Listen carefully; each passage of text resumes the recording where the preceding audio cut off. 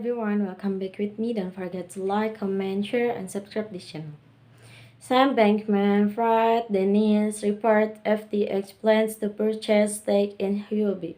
We are not planning to acquire Huobi, said Sam Bankman-Fried, who manages assets at Alameda Research and leads crypto exchange FTX. Global crypto exchange FTX will not be acquiring a majority stake in Huobi, according to CEO Sam Bankman-Fried, or SBF. In a Monday tweet, SBF explicitly denied a Bloomberg report that claimed FTX was planning to purchase crypto exchange Huobi. Cointelegraph reported on August 12 that Huobi CEO founder Leon Li was considering selling his majority stake, valued at more than $1 billion in the company. We are not planning to acquire Huobi, said SBF.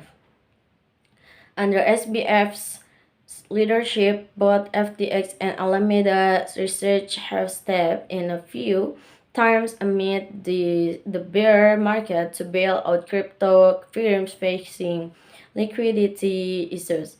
In a June NPR interview, Bankman-Fried said both companies had a responsibility to seriously consider stepping in even if it is at a loss to ourselves to stem contagion, as it would be healthy for the ecosystem. He added in a June 19 tweet, "We want to help those we can in the ecosystem and have no interest in hurting them. That just hurts us and the whole ecosystem."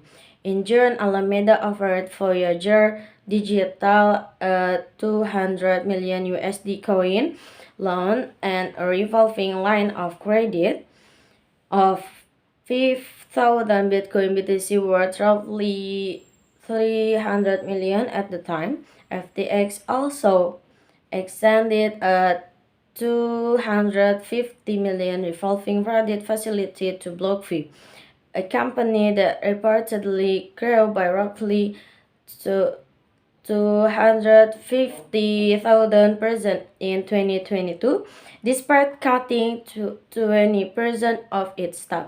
FTX has made many high-profile acquisitions both before and during the recent market downturn, announcing plans to purchase crypto exchange Bitvo in July as part of its move into the Canadian market and the Japan-based Liquid Group and its subsidiaries in February. However, in August, regulatory charged FTX US for allegedly falsely representing deposit insurance related to crypto holdings. Play to Earn Mania has cooled, but this new game sparked a big opportunity. In the depths of the crypto winter, the world of playing to earn games is changing. This project says it offers the sustainable, enjoyable experience that gamers are looking for. The world of play to earn games is changing. In the early days of this still nascent industry, some players were able to clock up substantial earnings.